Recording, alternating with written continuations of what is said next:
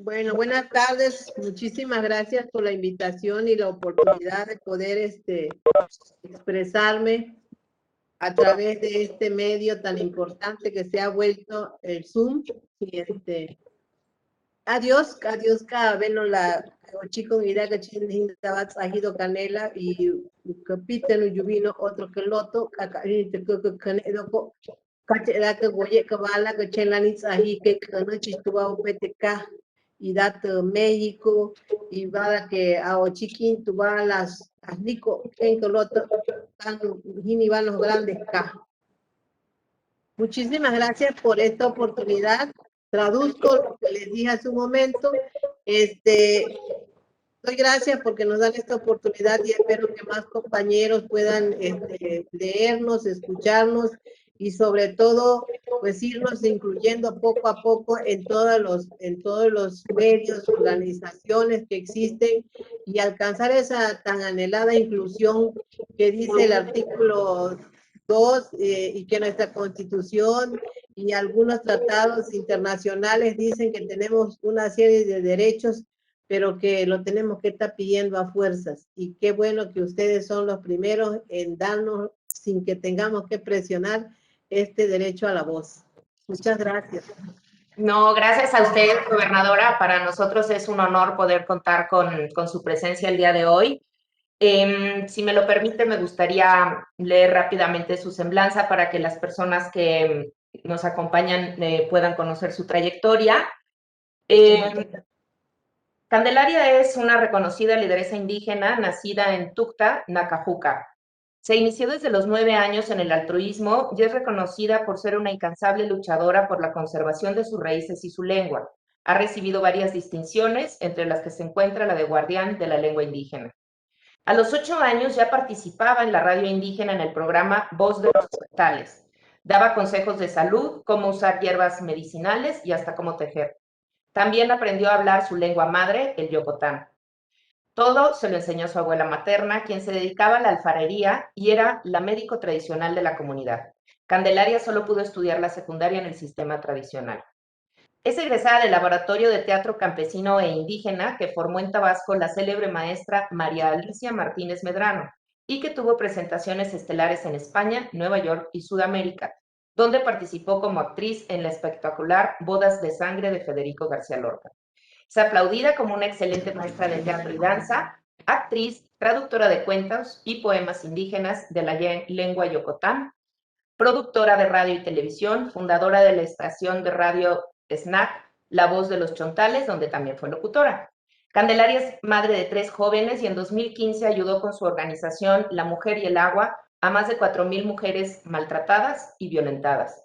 Es Premio Estatal de Derechos Humanos en la categoría de Defensa de los Derechos Humanos Nelson Mandela, que le otorgó la Comisión Estatal de los Derechos Humanos de Tabasco. Se ha desempeñado como secretaria técnica en el Senado de la República y secretaria parlamentaria en la Cámara de Diputados de Tabasco. Dejó la gubernatura indígena del estado de Tabasco para dar paso a su mandato a partir de noviembre del 2020 como gobernadora nacional indígena de México, representando a 28 estados del país donde hay asentamientos de pueblos originarios, afromexicanos y migrantes. Muchísimas gracias por acompañarnos, gobernadora. Y bueno, para empezar a platicar un poquito de estos temas, bueno, antes de iniciar, a aquellos barristas que para efectos de asistencia quieran que se les registre, por favor, podrían poner su nombre en el chat y también las preguntas que tengan, pudieran escribirlas en el chat, por favor, y al final de la exposición de la gobernadora podremos platicar. Gobernadora, a mí me gustaría entender un poco, antes de la exposición, que seguramente va a ser muy interesante que nos va a dar, entender qué es el Gobierno Nacional Indígena, qué es esta agrupación, qué es cuál es la representatividad que tiene, porque hemos, a lo largo de muchas sesiones que hemos tenido de esta comisión, hemos identificado que uno de los problemas con los que contamos en México es el tema de la representatividad. Entonces, si pudiera usted hablarnos de qué es el Gobierno Nacional Indígena, cuál es la representatividad y, bueno, entrar en la materia que nos ocupa el día de hoy.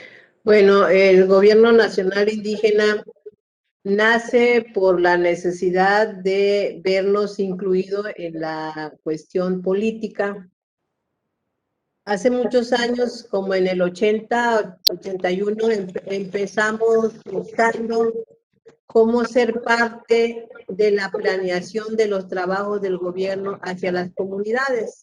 Independientemente que teníamos el Instituto Nacional Indigenista, empezamos a darnos cuenta que investigadores, maestros, antropólogos, sociólogos, llegaban y hacían un sinnúmero de estudios en nuestra comunidad, pero no nos dejaban la información.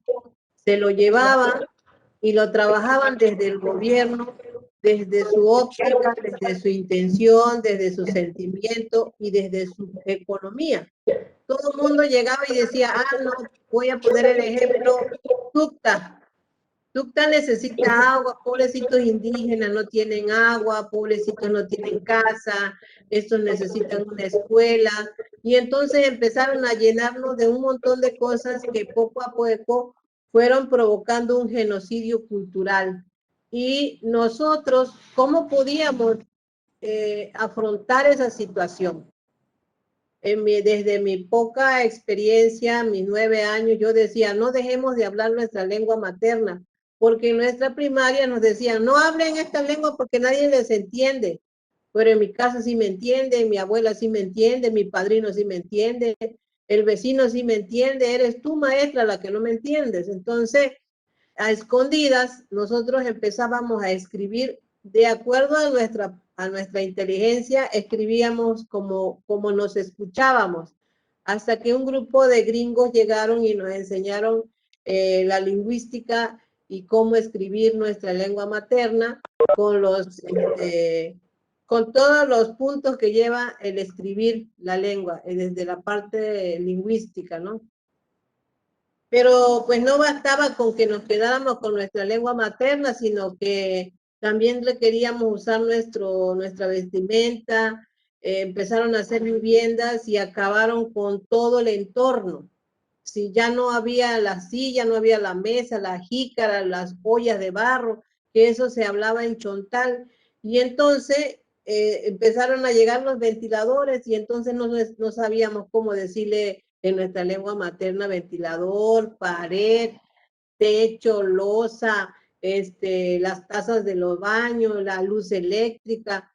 Todo fue cambiando nuestro lenguaje y eso también empezó a generar una nueva construcción de la sociedad indígena porque había que buscar un método organizativo de quién se va a hacer cargo de la luz, el comité de la luz, quién se va a hacer cargo de las viviendas, el comité de la vivienda. Entonces empezaron a llenar de un montón de autoridades que fueron desplazando al mayordomo, que por las tardes nos llamaba con un campanazo a todas las familias y decía, hay un problema en la comunidad, falta el agua, hay un enfermo, etcétera, y él entre todos decidían cómo ayudarnos, pero cuando nacieron los comités y el delegado municipal y el comisariado ejidal, cada quien fue viendo por su propia cuenta una oportunidad de quedarse con algo y olvidarse de la solidaridad, de la hermandad, de la familia, que para nosotros no había comunidad, había familias.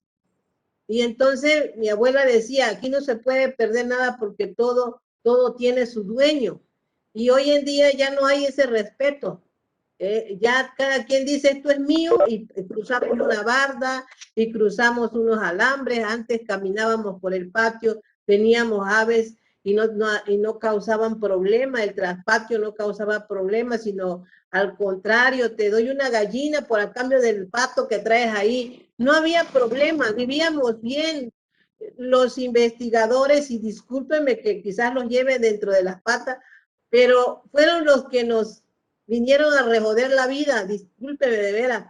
Nos cambiaron el sistema organizativo, nos cambiaron nuestra mentalidad, nos cambiaron por nuevos conceptos que lo único que hacen es dividirnos. Y que ese punto, voy a llegar a la parte ya que lleva mi ponencia, que nos empezaron a estigmatizar, porque los de fuera fueron los que vinieron a vernos de pobres, de flojos, de criadores de niños, de analfabetas, de pocos administradores que no sabían administrar. Nosotros no administrábamos con dinero, nosotros administrábamos con amor. ¿Y cómo se lo digo? Si una mata de mango había en el pueblo, se convocaba a todos los jóvenes para cortar el mango y con una canasta que había una medida, se le entregaba una canasta por familia. Nosotros no nos dedicamos a vender nada porque nuestro propósito no era tener dinero para competir entre compañeros. Nuestro propósito era vivir bien, teníamos el bienestar, pero vinieron los gobiernos a decirnos que nosotros no vivíamos bien, que estaba mal como estábamos viviendo, que teníamos muchos hijos, que una familia tenía 14 o 15 hijos, estaba mal. Hoy tienen 14 o 15 hijos, pero distribuidos en todos lados, porque se dedican a tener esposas por todos lados. Entonces, ¿quién es el que está mal? ¿El que vive en familia o el que tiene, el irresponsable que tiene regada la familia por otro lado? Entonces, la educación es un poco falsa en ese sentido, porque una cosa es educación y otra cosa son los saberes. Ustedes van aprendiendo a través de los libros, pero eso no les da sabiduría, les da conocimiento, conocen pero no los aplican. Y eso es el problema, que lo quieren aplicar en nosotros cuando en los que lo aprenden no lo aplican, desde el maestro. Y yo le decía a los académicos que han llegado aquí, le digo, cuando investiguen algo, entréguenos la información, díganos en qué estamos fallando y cómo podemos resolverlo. Si se lo llevan al gobierno, lo mandan como un secreto de Estado y lo ocupan para estarnos,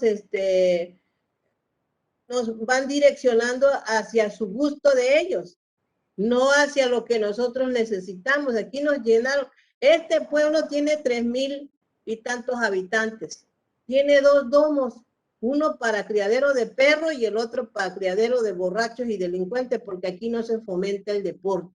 Si nos hubieran dado el dinero a nosotros o nos hubieran preguntado qué hace falta en el pueblo, le hubiéramos dicho, metan el dinero en el banco para que le paguen al doctor y que no falte ni un día, o que manden las medicinas, o que pongan la ambulancia, o que paguen el maestro el bilingüe, porque este pueblo no tiene maestro bilingüe, a pesar de que nosotros hablamos la lengua materna. Y entonces así hay una gran descomposición, y eso ha sucedido porque aprendieron a dividirnos. Nos dividieron con la iglesia, nos dividieron con los partidos, nos dividieron con las diferentes organizaciones que se fueron creando al calor de los partidos. Nacieron un montón de organizaciones sin un objeto social, sin una causa de verdad existente para ayudar el desarrollo, la manutención del pueblo, el cuidado del entorno. No ha habido eso. Entonces, nosotros estamos estigmatizados como que no somos responsables, que no, como que nuestro cerebro no da para más, no podemos dimensionar.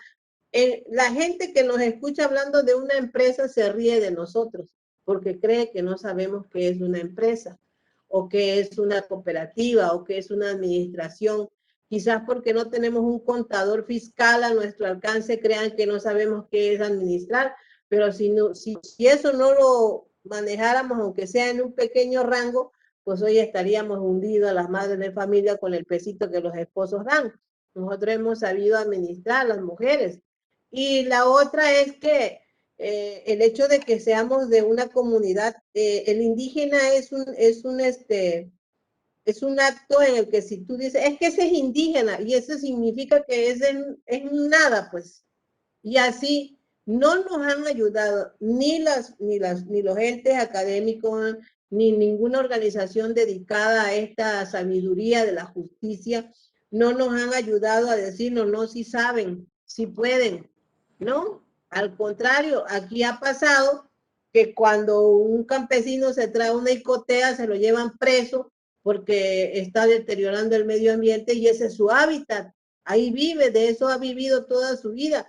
¿Y cómo lo defiende? No sabe leer, no sabe escribir. Y el abogado le dice, ¿verdad que usted se estaba llevando la icotea? Sí. Y ya dice, ya aceptó su culpa. Si la pregunta que le hicieron a él, lo único que hizo es ser franco, se la estaba llevando porque con eso iba a comer su familia.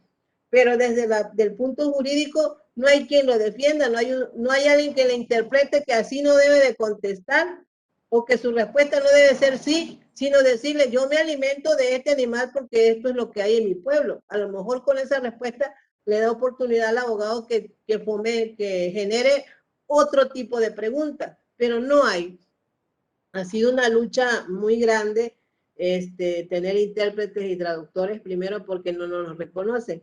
Entonces nace la gubernatura para buscar en la sexta circunscripción y tener a nuestros indígenas como diputados que pudieran hacer un estudio minucioso de la ley y que nos puedan ayudar realmente, porque la ley de asuntos indígenas es solamente un complemento dentro de la ley o dentro de la estructura institucional, pero no hay una cosa que se ejecute realmente o que se cumpla con esos mandatos o que nosotros podamos hacer uso de esa ley. No podemos hacer uso de esa ley porque no la conocemos. ¿Para qué sirve y dónde hay que usarla? Es como si ustedes me regalaran un vestido que viven en la ciudad y me dicen, oiga, esa se puso el vestido que debe de usar de noche, se lo puso de día. Pues ya a mí con que me cubra me es suficiente, no sé si es para de noche o para de día, ¿no? Entonces, pero son cosas que se dan en la sociedad, que lo fueron culturizando, fueron haciéndolo costumbre, que el rojo es para de día y el negro es para de noche. Pero eso lo saben ustedes. Nosotros lo único que nos importa es vestirnos. Lo mismo pasa con la ley. Yo hace rato les hablé en mi lengua materna y seguramente se quedaron así. Bueno, ¿y esta qué dijo? Exactamente lo que nos pasa a nosotros cuando escuchamos cosas de la ley. Cuando nos aplican el artículo 4, 5, 6, la ley que sea, yo no sabemos ni siquiera dónde está. Si ni siquiera la Biblia leemos, imagínese usted la ley. Entonces, es difícil buscar gente que se quiera aliar con nosotros porque dicen que salimos caros. ¿Por qué salimos caros? Porque dicen, no, es que los indígenas no tienen con qué pagar. Oigan, y nosotros ya pagamos mucho. Ya llevamos la comida a la mesa, ya le pusimos las artesanías, ya tenemos los arbolitos que le dan su medicina, que se las venden, claro, es cierto. Pero que gracias a nosotros que cuidamos el territorio, existe todo eso.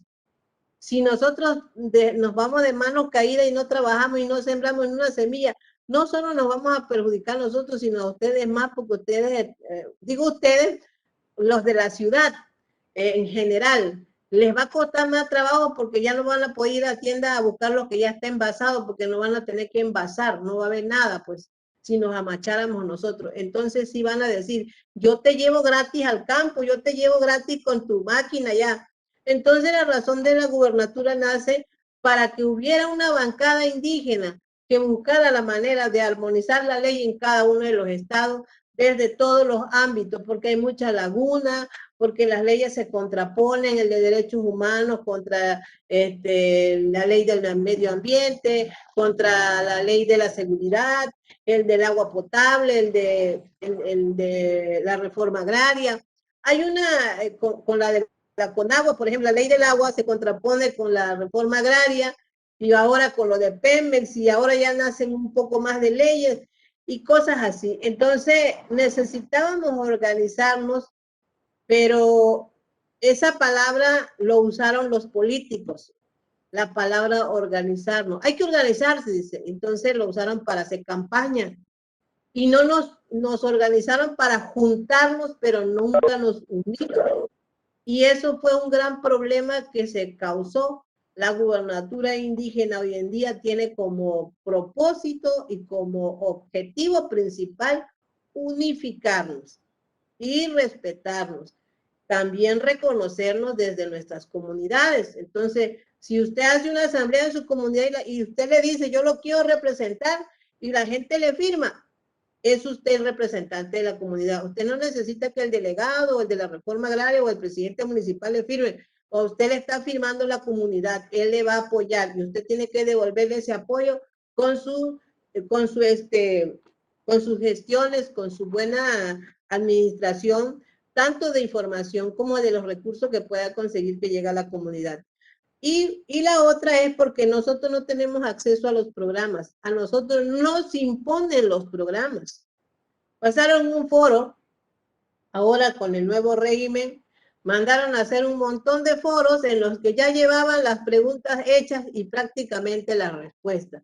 Conteste sí o no, si le están atendiendo, si el instituto, el INPI le está atendiendo, si Y ya nos hablaban de carretera, nos hablaban de vivienda, nos hablaban de puentes, pero nunca nos dejaron hablar de la cultura, pero no del folclore, sino de la cultura que tenemos nosotros, decirle buenos días al abuelo, la cultura de que tenemos que acompañar a los viejitos hasta que lleguen a su casa, los valores humanos que se requieren rescatar o que se reavivar, porque rescatar no, porque nadie se los está robando, sino nosotros los estamos haciendo a un lado. Simplemente los estamos aplastando con nuestras propias actitudes, queriendo adoptar cosas para encajar en un lugar donde no nos están aceptando. Y no nos están aceptando desde el momento que cuando yo digo, acá traigo un plan de trabajo porque soy de la comunidad indígena y aquí mis compañeros quieren sembrar maíz y lo que necesitan es una máquina para que are. Necesitamos limpiar y desasolvar los ríos y necesitamos un geocer para que se lleve el pantano, pero además queremos que ese pantano lo muelan para hacer abonos en la tierra.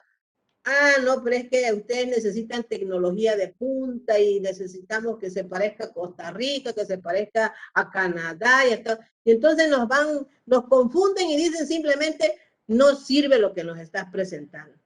Entonces no nos están incluyendo, están violentando cada minuto, cada día, cada año, cada sexenio nuestros derechos. Esos derechos que están ahí y que nosotros no lo hemos podido agarrar y decirle, mire cabrón, este derecho es mío.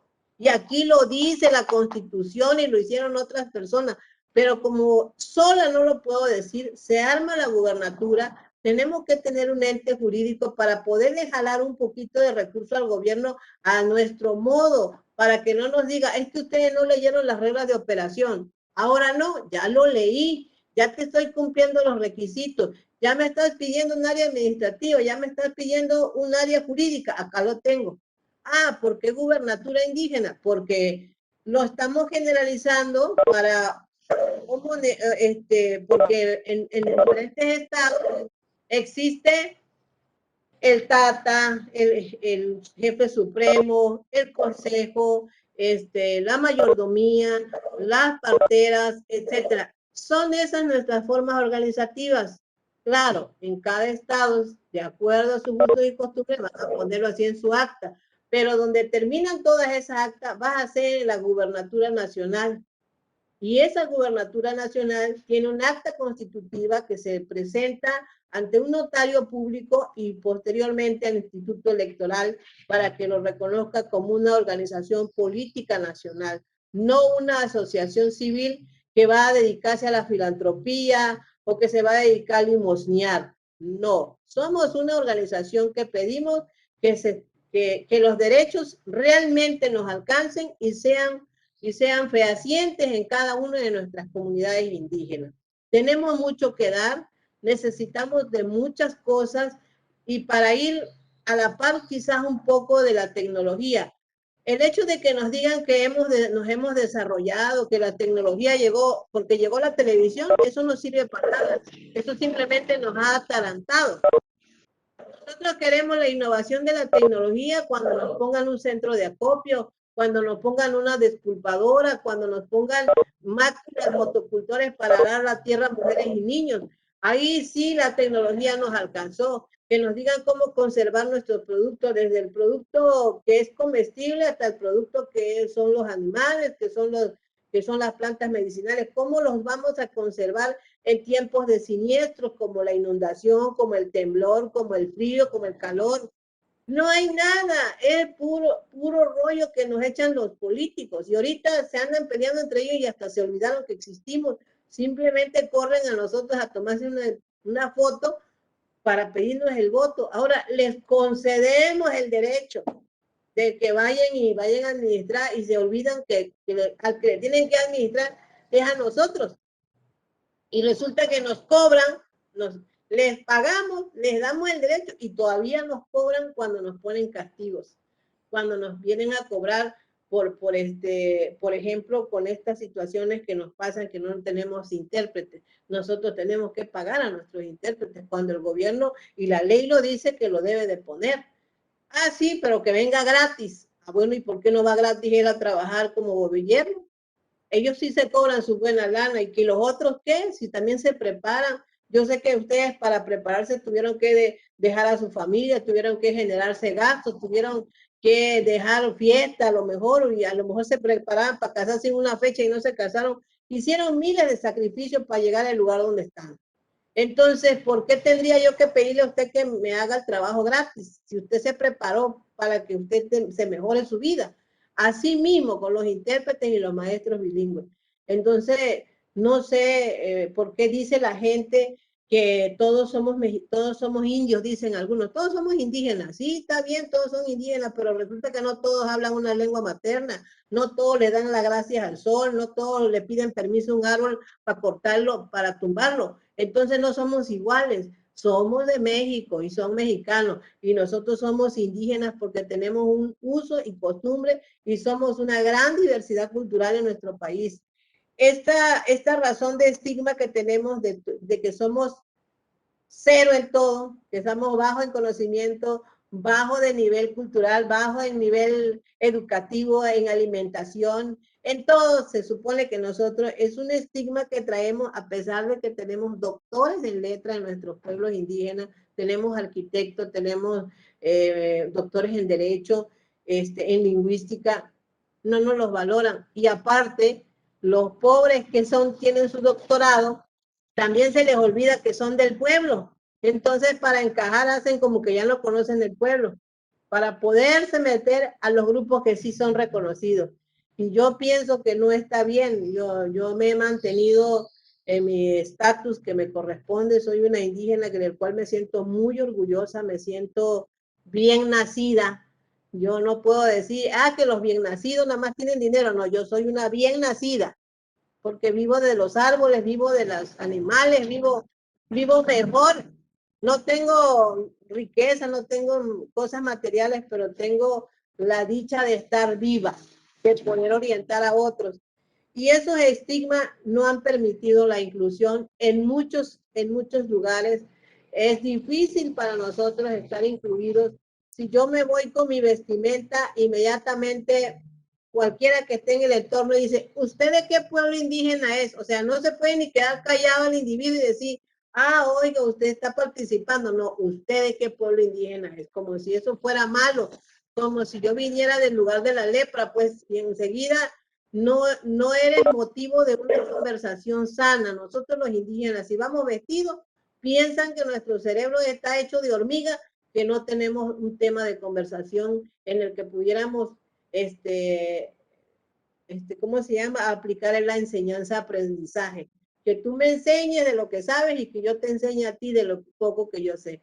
No ha habido esa conciencia en los seres humanos cuando nos encontramos en un lugar. Es un poco difícil, pero no es imposible de poder lograrlo.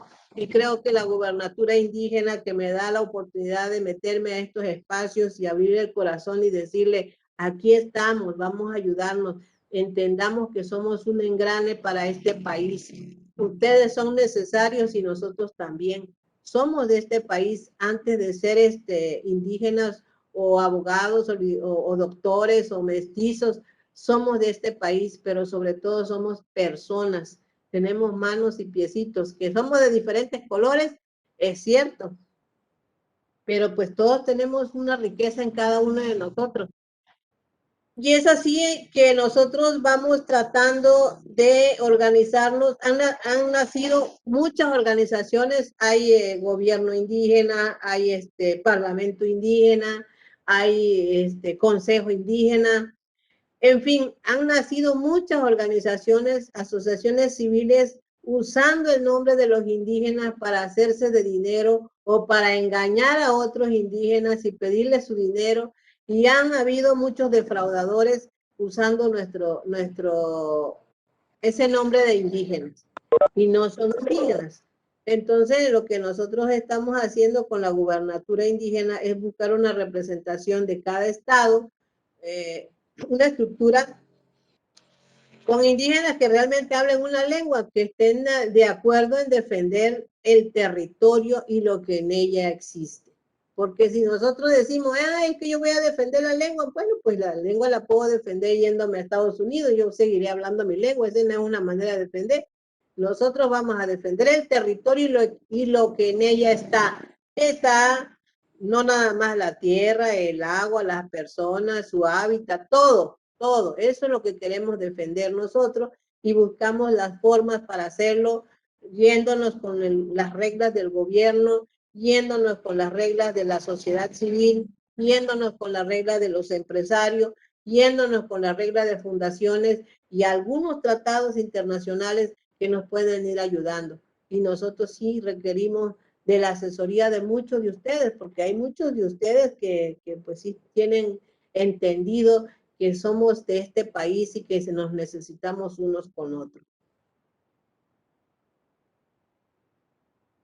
La verdad, gobernadora, es que yo estoy, pues la verdad es que conmovida y muy contenta de haber escuchado esto. Eh, lo que nos acaba de dar es una lección de interculturalidad, ¿no? De cómo es como verdaderamente, porque se habla de procesos interculturales y entonces los académicos y está como muy pensado, pero cómo se aplica verdaderamente un tema intercultural y fundamentalmente pues a mí me acaba de dar una gran lección de interculturalidad, o sea, de la imposición que en muchas ocasiones se hace pensando, hay un tema ahí de una postura ética que yo he, pues la verdad, defendido mucho, que es que no podemos ver a los pueblos indígenas pensando en que nosotros sabemos su bien, porque esa es una dialéctica del amo y el esclavo. Entonces yo sabría qué le conviene a usted y entonces como yo sé que es bueno para usted, usted no lo sabe, de entrada yo estoy otorgándole a usted una categoría ética inferior a mí. Y creo que ese es un gran error que muchas organizaciones, muchas ONGs y muchas asociaciones en su intención o interés de ayudar de alguna manera, caen en este error. Entonces, lo que nos dio fundamentalmente para mí es una lección de interculturalidad.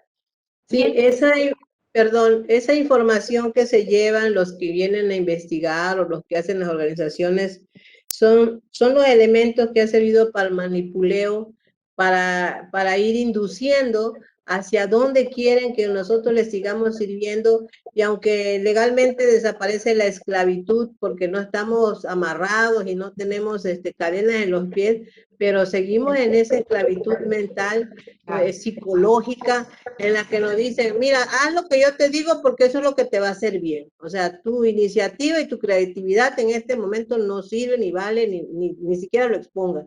Entonces, esa discriminación y esa violencia continua que existe contra los pueblos originarios, no ha habido ningún grupo que lo quiera defender. Por eso es que han nacido esos grupos rebeldes y dicen, bueno, es que están locos, esos son marihuanos. Y le digo, son esa cantidad de estigmas que hay sobre nosotros lo que no permite incluirnos, porque en realidad inmediatamente si me ven vestido de chiapaneca, es que tú eres zapatista. Si me ven vestida de yucateca, es que tú eres del peje. Yo no soy del peje, yo no soy del zapatismo, yo soy de Tucta y me criaron dos señoras con mucho amor y yo necesito seguir viviendo en este pueblo, o sea, yo no le pertenezco a nadie más que a la tierra, ¿no? O sea, yo quisiera tener el sentido de pertenencia de mi país, porque todos me apoyen, eso sí lo quiero tener. Sí, eso es importantísimo también lo que dijo, que antes que cualquier cosa, pues todos somos mexicanos, ¿verdad? Entonces yo creo que hay que partir de lo que tenemos en común y no de las diferencias, porque pues eso no lleva a nada. Tengo dos preguntas que me han puesto en el chat. Una está relacionada, lo voy a contextualizar un poco, el tema de la representatividad, ¿no? Fundamentalmente, nosotros hemos identificado o hemos tenido experiencias en algunos procesos, a lo mejor de consulta y cuestiones similares, en los cuales la representatividad de los pueblos indígenas no es muy clara. Hay mucha gente que en ocasiones se ostenta como representante y resulta que no es representante. Entiendo que ustedes esta representación, que el interés es tener espacios políticos y que esta representación se hace a través de asambleas. Nos dice Miguel Ángel Zulú, considero que debe de existir una autoridad, INE, Comisión Nacional Indígena, alguna de ellas, que tenga competencia para reconocer a las autoridades indígenas. definiéndose además bajo qué figuras se constituirán y reconocerán, precisamente para evitar abusos. O sea, hay muchas veces, y hemos visto, y ahora estamos frente a un proceso electoral inminente, en el cual pudiera haber gente que pues que digamos se pasa de lanza, ¿no? Diciendo que es indígena sin serlo. Digo, ya pasó en las elecciones pasadas, no digo que no vaya a pasar ahora. Y ahora también se autoascribieron. ¿Y ahí qué? ¿Qué pasa Pero no con se, pero no se autoescriben cuando tenemos necesidades. Ahí sí nos gustaría que dijeran, yo me siento indígena y doy la cara, ¿no? Y ahorita no hablan la lengua. Aquí hay un problema de fondo, pues aquí es la forma en cómo la ley se ha ido haciendo. El Instituto Electoral debió haber tenido ahí requisitos o criterios que permitan que fuera un filtro importante de quién es indígena, porque, pero además, digo yo que el Instituto Electoral, pero recae en la Cámara de Diputados, quien al momento de que se hace la iniciativa de ley de la participación afirmativa de grupos vulnerables, debieron haber hecho ese checklist de quiénes son los que deben de concursar ahí. El asunto es que como los diputados que llegan hacen iniciativas al vapor, sin ningún tipo de estudio, sin ningún acercamiento a las comunidades indígenas, ¿qué nos gustaría? Como cuando hacemos un programa de radio, ¿usted a qué hora le gusta escuchar la música o qué escucha de un programa de radio? Esa consulta que se menciona en el tratado, ¿cómo se llama? Las leyes internacionales que dicen que debemos ser informados, que debemos ser, todo eso no existe, no ha habido. Ese foro que les digo que se hizo a nivel nacional porque el presidente dijo, no, pues a mí los foros me acompañan y me ayudan, cuando en realidad esos foros fueron totalmente viciados. Yo puse mi queja y mi queja se fue a la basura que me dijeron que yo estaba en contra del presidente. No, pues sí puedo estar en contra del presidente, estoy en mi derecho a estar en contra del presidente. Yo no tengo que estar sujeta al presidente porque me está hiriendo mis intereses como ser humano, como indígena, pero la gente no lo defiende así, se van con el fanatismo. El asunto es que las políticas públicas y las políticas de políticos nos han nos han hecho un formato en nuestra mente, ya nos dejaron así, ya nos dijeron, así debe ser, nos vamos como manada, para un lado, para otro. O sea, mataron nuestro criterio y nuestra visión. ¿Y por qué no hay visión? Porque no se fortalecen las iniciativas personales, las iniciativas comunitarias. No se han fortalecido, las han disgregado y por eso nos tenemos que conformar con lo que dice el que se supone es más inteligente. Les repito, el estigma de que somos brutos ya no los creímos. Nadie somos brutos, es que yo soy pendeja, que yo soy tonta, que yo... Entonces, como el que habla bonito y tiene palabras rebuscadas, bueno, ese es el inteligente. Pero resulta que en todas esas palabras bonitas que dijo me insultó y todavía yo me estoy creyendo que es inteligente. Y es lo peor que podemos hacer nosotros, porque estamos desinformados. Y lo que procuramos nosotros con la gubernatura indígena es ir informando a las comunidades de estos derechos, a los que tenemos derecho y que no tenemos por qué tener miedo de estar en discrepancia con el presidente. El presidente no es omnipotente ni omnisapiente, el único que sabe su dolor en la comunidad somos nosotros. El presidente está para que nos ayude a controlar ese dolor, ¿sí? Pero no lo están entendiendo así. El fanatismo nos está ganando. Hay algunos pueblos indígenas que están más organizados que otros. ¿Considera usted que debiera de haber, nos pregunta Gabriela Moreno Valle, que hubiera que crearse un padrón de los pueblos indígenas con las personas que integran estas comunidades? Nosotros tenemos unas estructuras en los estados, en 28 estados.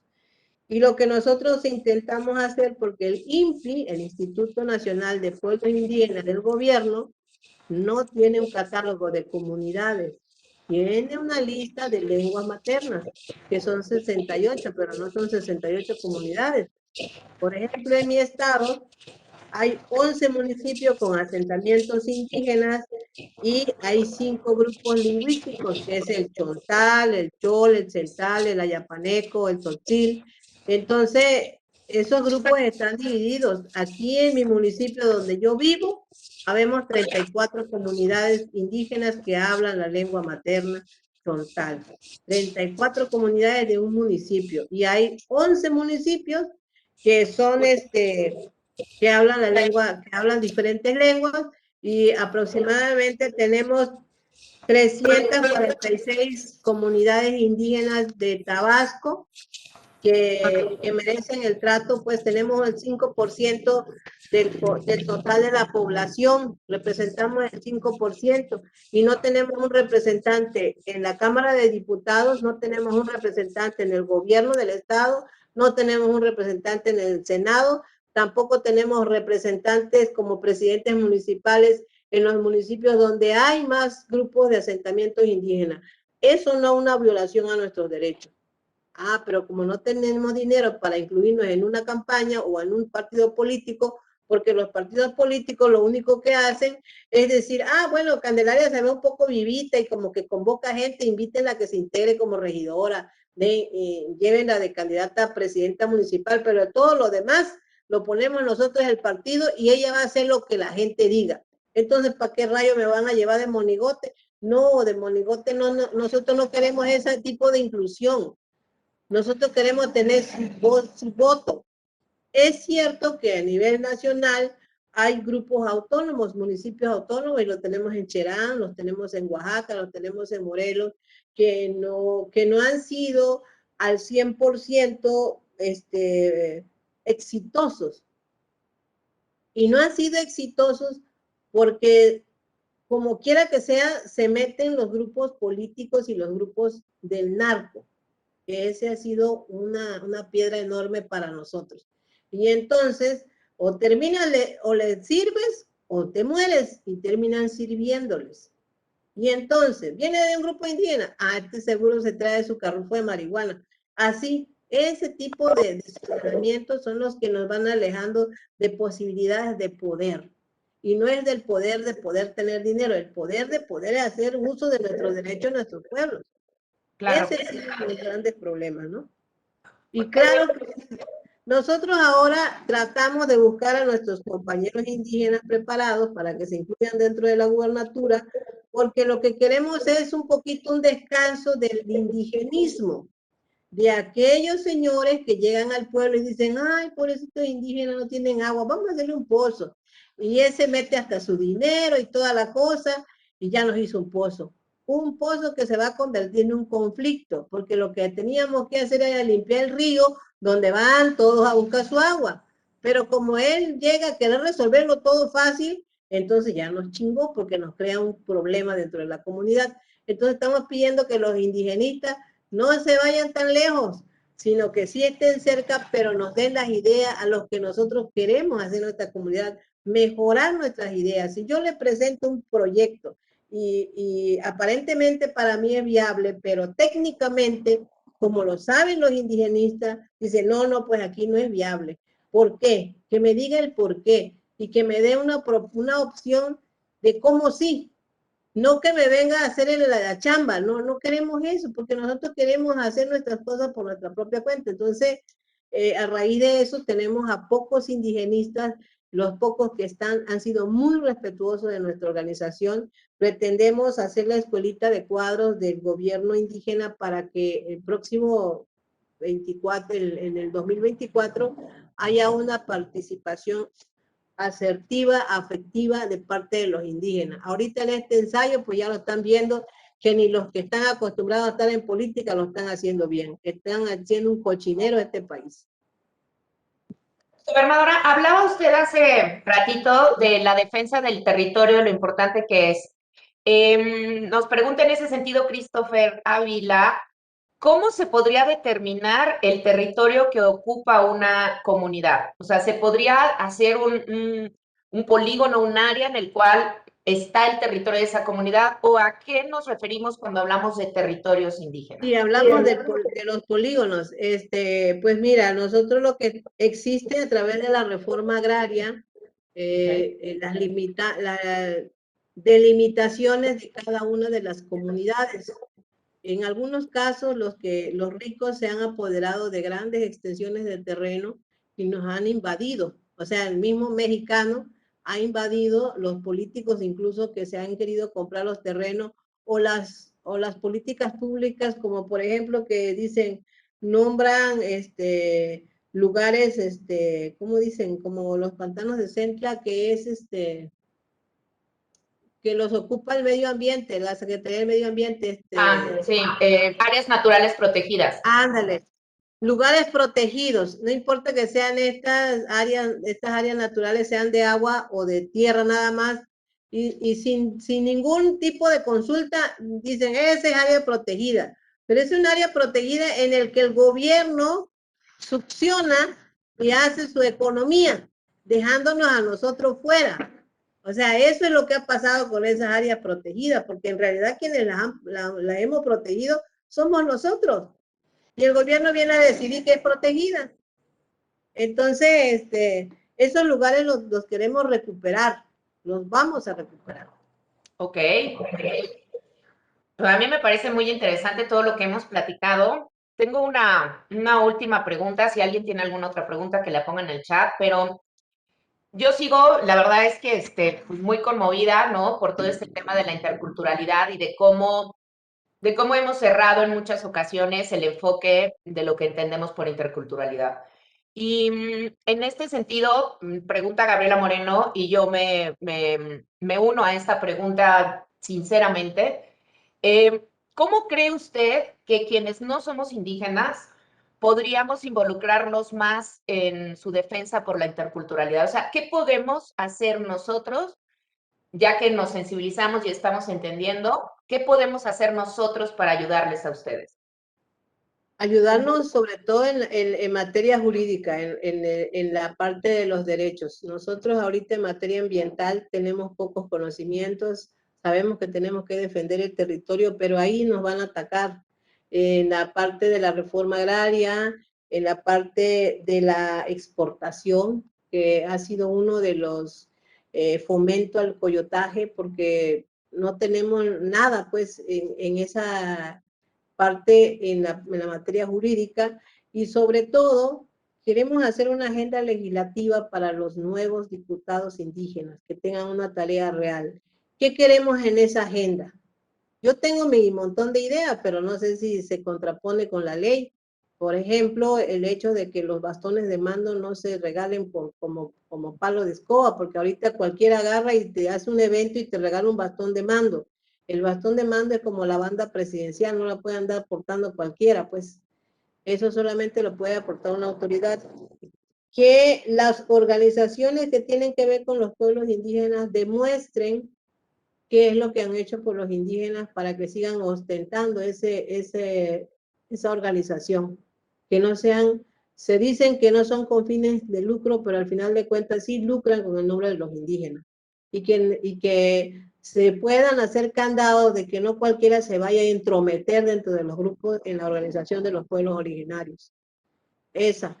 Y la otra es precisamente que el gobierno invierte recursos para hacer el catálogo de comunidades indígenas. Ya lo tenemos, pero nosotros necesitamos que se certifique que en efecto lo reconozca, porque el INPI, antes se llamaba Comisión Nacional, el CDI, ¿no? Comisión Nacional Indígena. Sí, del desarrollo. Desarrollo Ese, para los pueblos indígenas. Hablando de interculturalidad, hasta el nombre está mal, ¿no? Porque ajá, Comisión para el Desarrollo de los Pueblos Indígenas, pues ¿cuál desarrollo? ¿De qué no hay estamos nada. hablando? O sea, desde el Entonces, nombre ya estaba mal. ese grupo, esa organización o esa secretaría desapareció o desconoció a muchas comunidades indígenas y ahora no las reconocen como pueblo indígena, aunque la gente hable la lengua materna, pertenezca a un municipio indígena, y esto lo dejó indefenso, porque no les llega ni apoyo de parte de esta institución, ni tampoco de la parte del gobierno que pertenezcan a la parte urbana o no sé. No, nos dejaron, pero bien mal. Y nadie dijo nada, porque aparentemente los conforman con un paquete de pollo, un paquete de lámina, y ya el gobierno los está atendiendo. Pero esa no es la atención que nosotros queremos.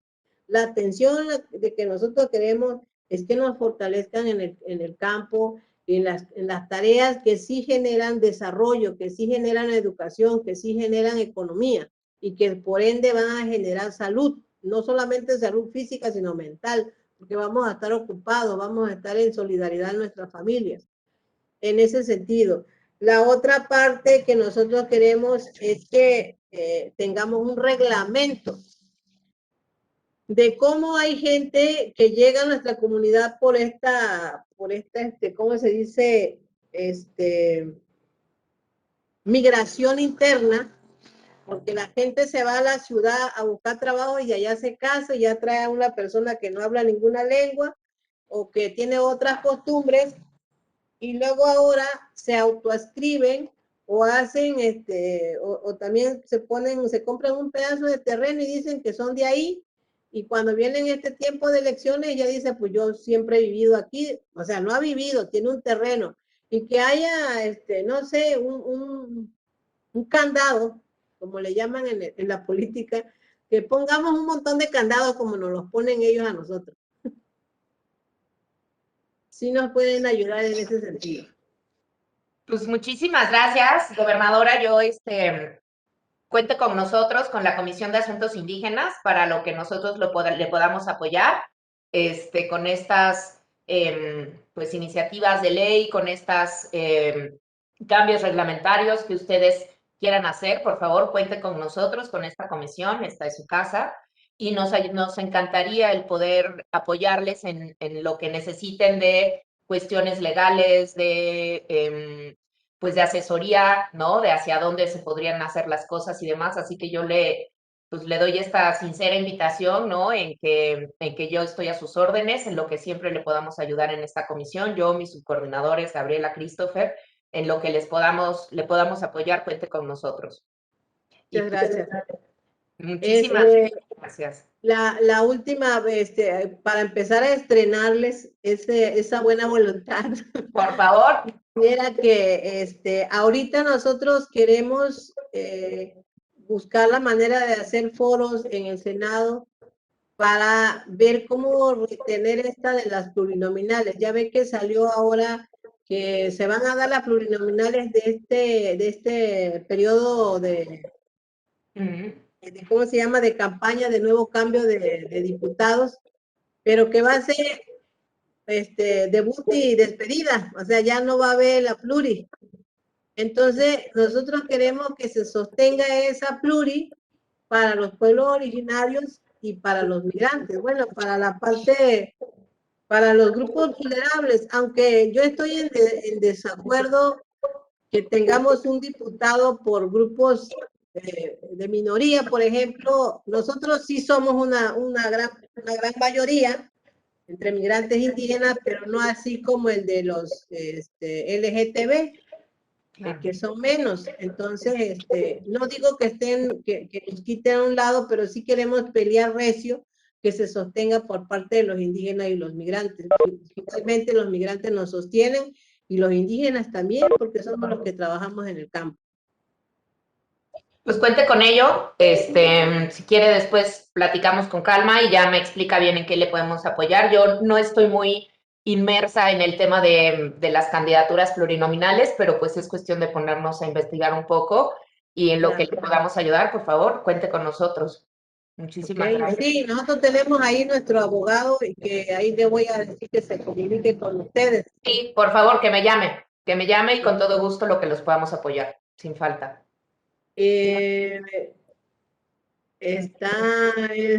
¿Cómo pueden ponerse en contacto conmigo? Sí. Pues por vía mi teléfono, que es 99 34 32 70 86, y voy a poner aquí, a ver si puedo poner mi correo electrónico, que es hatul@hotmail.com. Ese es mi correo. Lo escribí, pero a ver. Hatul@hotmail.com. mail.com, que significa gota de agua. Ok. Ah, mire qué interesante. Muchas gracias. Muchísimas gracias. Muchísimas gracias, gobernadora. No sé si quiera cerrar con algo más. Si no, pues ya damos por concluida la charla y pues agradecerle a todos los que estuvieron el día de hoy, agradecerle, gobernadora, y Muchas gracias. cuenta con nosotros para lo que se necesite. Gracias. Gracias por el aprendizaje de hoy. Gracias.